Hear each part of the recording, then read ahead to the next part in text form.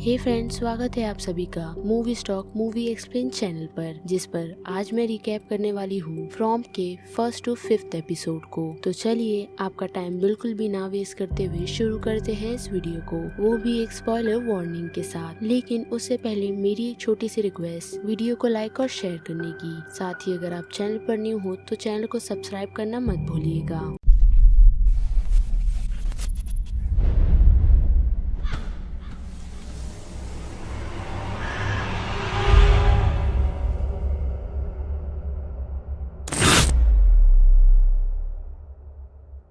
कहानी की शुरुआत हमें एक अजीब से शहर को दिखा के की जाती है, जहां हम उनके शहर बॉयड को देखते हैं, जो सभी लोगों को अंधेरा होने से पहले घर जाने के लिए कह रहे होते हैं, जिनमें उनकी हेल्प कैनी नाम का एक लड़का भी करता है। और कैनी की मॉम की बात करें तो वो इसी शहर में एक रेस्टोरेंट चलाती है। साथ ही उसके डैड की हालत कुछ ठीक नहीं है, जिन्हें उसने एक हॉस्पिटल में रखा हुआ है, जिस हॉस्पिटल में हम ज्यादा पेशेंट्स तो नहीं देख सकते, लेकिन वहाँ पर हम क्रिस्टी और उसकी एक हेल्पर को देख सकते हैं। जिस बीच हम उस शहर में सभी के पास एक कॉमन पत्थर जैसी चीज देखते हैं, जिसे वो सभी अपने डोर के पास लगा कर रखते हैं। साथ ही बॉयड के पुलिस स्टेशन की तरफ आए तो वहाँ पर हम देख सकते हैं कि उसने अपने एक बोर्ड पर ये लिखा है कि बगैर इंसिडेंट की 96 रात गुजर चुकी है, जो चीज हमें पहले तो समझ नहीं आती। और फिर आधी रात के समय हम देखते हैं कि एक परिवार अपने डैड का वेट कर रहा होता है,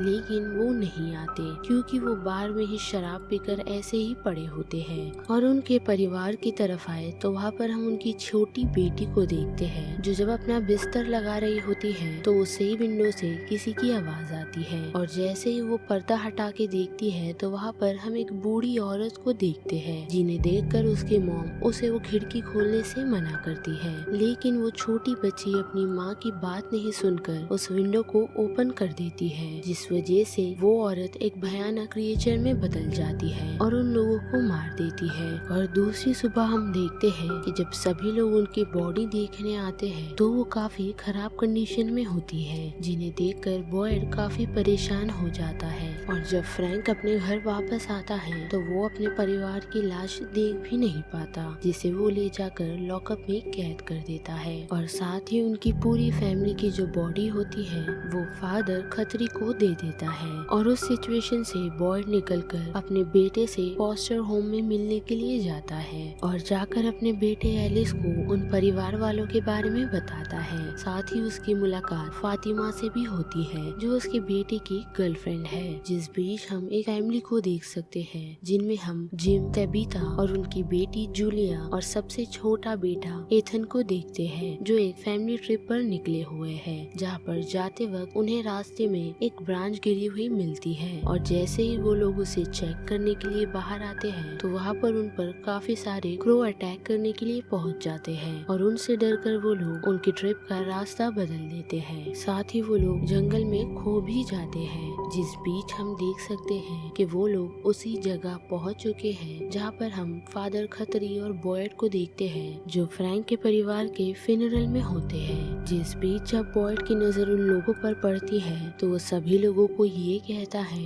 कि हमें पता है कि पहली बार कैसा फील होता है, तो उन लोगों से सिर्फ मैं ही बात करूंगा, बाकी और कोई बात नहीं करना। और इतना कहकर वो उन लोगों से बात करने के लिए चला जाता है, जहाँ पर वो उन्हें हाईवे का रास्ता तो बता देता है, लेकिन वो लोग ये नोटिस करते हैं कि वो लोग उसी शहर के आसपास ही घूम रहे होते हैं, जिस वजह से जिम पैनिक हो जाता है और वो यू टर्न मारकर रास्ता ढूंढने की कोशिश करता है। जिस बीच उन लोगों का एक कार से एक्सीडेंट हो जाता है और उस कार में से निकल के एक शख्स उसी शहर में आकर सभी लोगों को उस बारे में बताता है, जिस सिचुएशन में सबसे पहले बॉयड ही पहुंचता है। और उनके शहर में पहुंचे हुए शख्स को वो लोग क्रिस्टी के हॉस्पिटल पहुंचाते हैं, जिसे वो देखकर सीधा उन्हीं लोगों के पास चली जाती है, जहाँ पर हम देखते हैं कि सभी लोग ठीक होते हैं, लेकिन उनके छोटे बेटे के पैर में एक रॉड घुस जाती है, जिसे चेक करने के लिए क्रिस्टिन वहाँ पहुँच जाती है। और वहाँ पर बॉयड ये नोटिस करता है कि जल्द ही अंधेरा होने वाला है और वो वहाँ पर क्रिस्टी को वही पत्थर दिखाकर ये कहता है कि हम उसका इलाज इसी बस में करेंगे, और साथ ही अपने बेटे एलिस और केनी को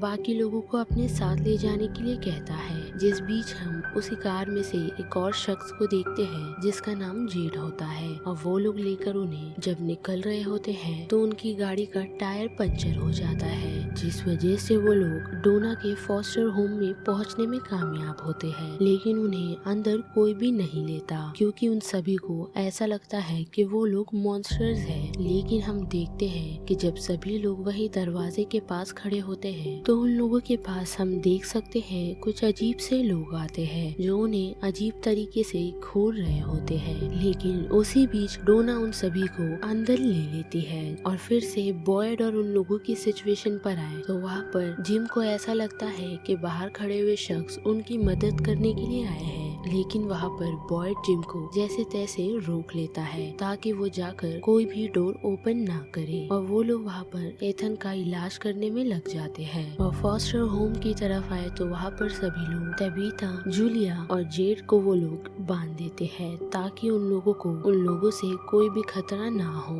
जिस बीच डोना तबीता को उन सारी सिचुएशंस के बारे में समझा रही होती है, ये कहकर कि जो शख्स तुम लोगों ने बाहर देखे थे वो इंसान नहीं बल्कि मॉन्स्टर्स है, जिस बारे में तबीता को कुछ भी समझ नहीं आता। और फिर वहाँ पर डोना उसे अपने इंसिडेंट के बारे में बताती है जो इस शहर में लगभग 3.5 साल से फंसी हुई है, जो अपनी बहन के साथ हंटिंग ट्रैवल पर निकली हुई थी जब उसे वो अजीब सा ट्री दिखा था, और साथ ही काफी सारे क्रूज भी। जिस बीच वो लोग उसी शहर में आधी रात के वक्त पहुँचे थे और वो सारे क्रिएचर हमारी कार के बाहर ऐसे ही खड़े थे, जिस चीज से मेरी बहन काफी चिढ़ गई थी और वो उन्हें मारने के लिए अपनी शॉटगन लेकर बाहर निकली थी। लेकिन ऐसा हो नहीं पाया और उन लोगों ने उसे बड़ी बेरहमी से मार दिया, जिस चीज को देखकर मैं जंगलों की तरफ दौड़ी थी और उसी जंगल में मैंने अपनी रात काटी थी। जिस बीच हमें हॉस्पिटल का सीन दिखाया जाता है जहाँ पर हम जेड के साथी को देखते हैं जिसका ख्याल रखने के लिए वहाँ पर क्रिस्टी ने सारा को छोड़ा है, जो वहाँ पर काफी अजीब सा बिहेव करती है और उस शख्स को बड़ी बेरहमी से मार देती है। साथ ही वो उस हॉस्पिटल का दरवाजा खोलकर वहाँ से निकल जाती है, जिस वजह से हम वहाँ पर काफी सारे क्रिएचर उस हॉस्पिटल में एंटर करते हुए देख सकते हैं, जो वहाँ पर केनी के डैड और साथ ही उनकी नर्स को भी मार देते हैं। और दूसरी सुबह जब सभी लोग उसी तरफ पहुँचते हैं तो वो लोग यही चीज नोटिस करते हैं और साथ ही वो लोग जे के दोस्त की मौत भी उन्हीं क्रिएचर के बदौलत समझते हैं। लेकिन हम देखते हैं कि सारा इस बारे में अपने भाई नेथन को जाकर बताती है और ये भी कहती है कि उसे वो सारी चीजें उसके दिमाग में सुनाई दे रही थी, जिस वजह से उसने ऐसा किया। जिस बीच हम देख सकते हैं कि जिम और उसकी फैमिली को डोना के फॉस्टर होम में रखा गया है। साथ ही वहाँ पर एथन को एक छोटा लड़का भी दिखता है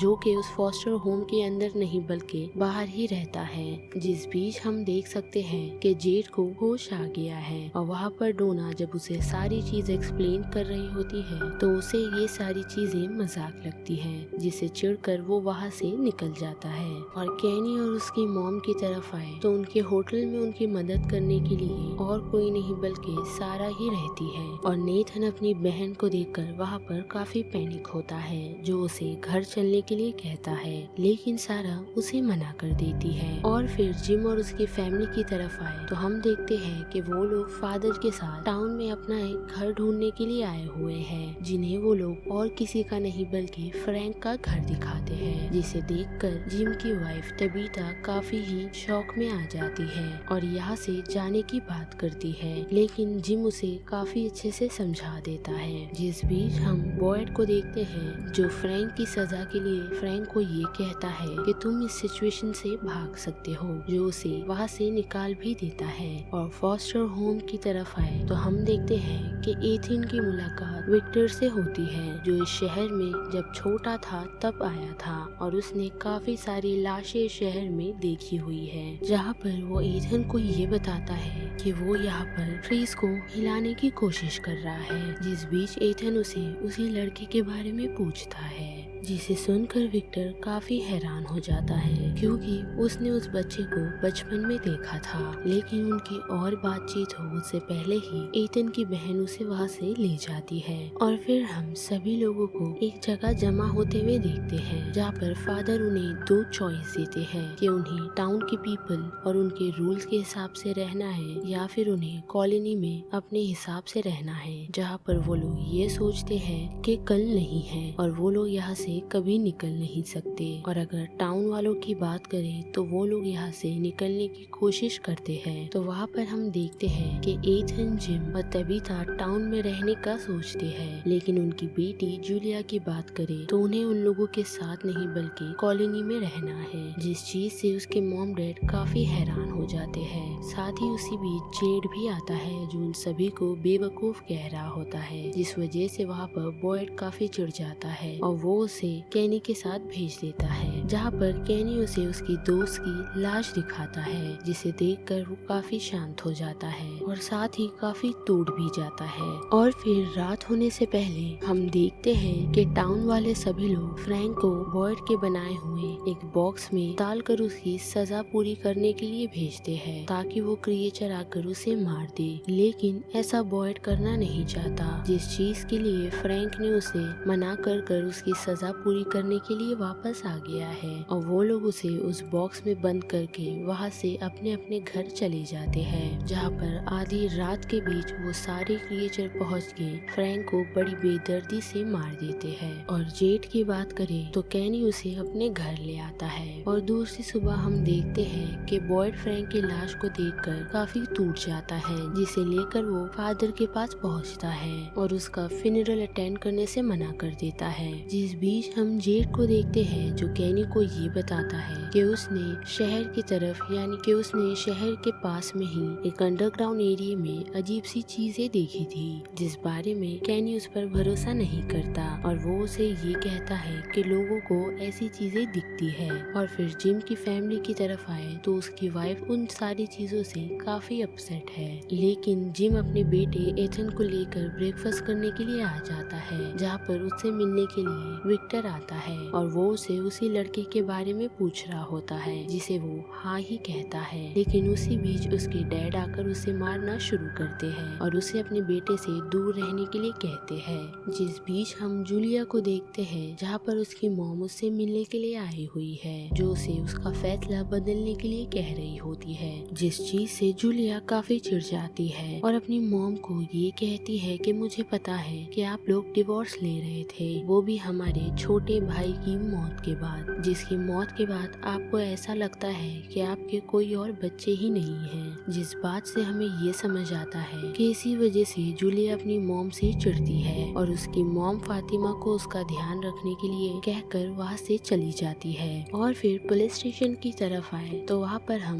कैनी और जेड को बात करते हुए सुनते हैं, जहाँ पर वो उसे ये बताता है कि शहर में सभी लोग अलग अलग जगह से आए हुए हैं, जो चीज जेड के बिल्कुल समझ में नहीं आती। और जब वहाँ पर जेड कैनी से बहस कर रहा होता है तो उसी बीच पुलिस स्टेशन में रखा हुआ वो रेडियो अचानक चलने लगता है, जिस चीज को एक्सप्लेन करते हुए कैनी ये कहता है कि ये अक्सर ऐसा करते रहता है, जिसे उठाकर जेड अपने साथ ले जाता है। और फिर एथन के घर की तरफ आए तो वहाँ पर हम जिम और तबीता को झगड़ते हुए देखते हैं, जिस चीज का फायदा उठाकर विक्टर एथन को अपने साथ ले जाता है, वो भी जंगलों की तरफ, जहाँ पर जाने के बाद उसे एक अजीब सा ट्री मिलता है, जिसमें वो कोई भी चीज डाले तो वो रिटर्न उसी जगह पर या उसके आसपास की लोकेशन पर आकर गिरती है। जिस बीच एथन की मॉम और उसके डैड उसे ढूंढते हुए वहाँ पर पहुँचते हैं। साथ ही विक्टर और एथन को वो लड़का भी दिखाई देता है, लेकिन वो लोग उसके पास जाए उसके पहले ही जिम वहाँ पर विक्टर और एथन के पास पहुँच जाते हैं और विक्टर उन्हें गन की मदद से डराकर वहाँ से भगा देता है। और जिम वापस टाउन की तरफ आकर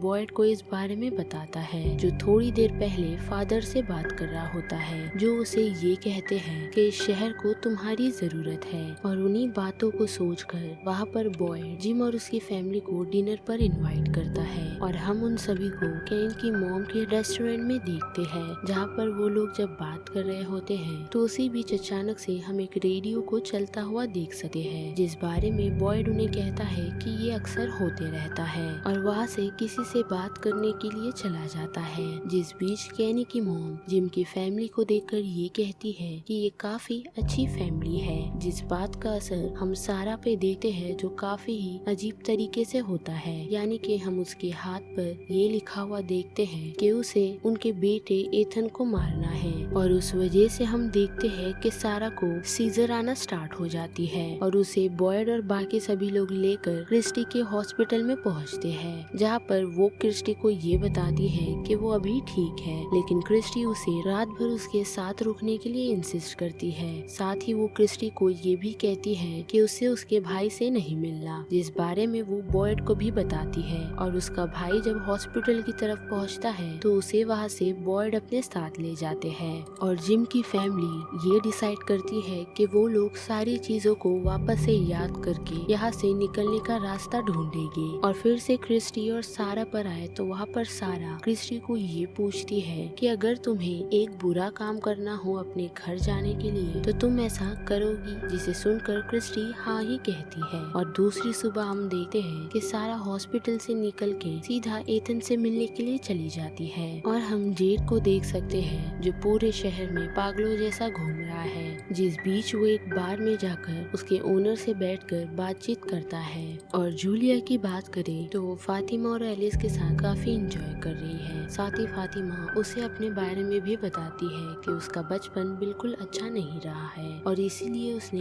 ये सोचा कि मैं कहीं भी रहूं तो मैं अपनी जिंदगी अच्छे से जीऊंगी। जिस बीच हम देखते हैं कि सारा एथन को लेकर अपने बांध दिखाने के लिए चली जाती है, लेकिन एथन की मॉम उसे अकेले लेकर जाने से मना करती है और वो भी उसके साथ निकल जाती है। जिस बीच हम सारा के भाई नेथन को देखते हैं जो फादर के पास आकर सारा के उसी कारनामों के बारे में बताता है, लेकिन तब तक बहुत देर हो चुकी होती है क्योंकि हम सारा को देखते हैं जो एथन की मॉम को बांध में लॉक करके एथन को मारने के लिए पहुंचती है और टाइम रहते वहाँ पर सारा को रोकते हुए नेथन पहुंच जाता है, जिससे गलती से नेथन का गला कट जाता है, जिसे देखकर सारा काफी डर जाती है और वहाँ से भाग जाती है, जिसके पीछे फादर भी चले जाते हैं। जिस सिचुएशन से हम देखते हैं कि एथन भी निकल के अपनी बहन के पास जाता है, जिसे वो लोग लेकर उसी जगह पर वापस पहुँचते हैं, लेकिन वहाँ पर बॉयड उन्हें ये कहता है कि हम सारी चीजों का ध्यान रख लेंगे तो तुम सभी घर जा सकते हो। जहाँ पर हम देखते हैं कि नेथन को चेक करने के लिए क्रिस्टी आती है, लेकिन बहुत देर हो चुकी होती है क्योंकि नेथन की मौत हो जाती है, जिस चीज से क्रिस्टी काफी परेशान हो जाती है,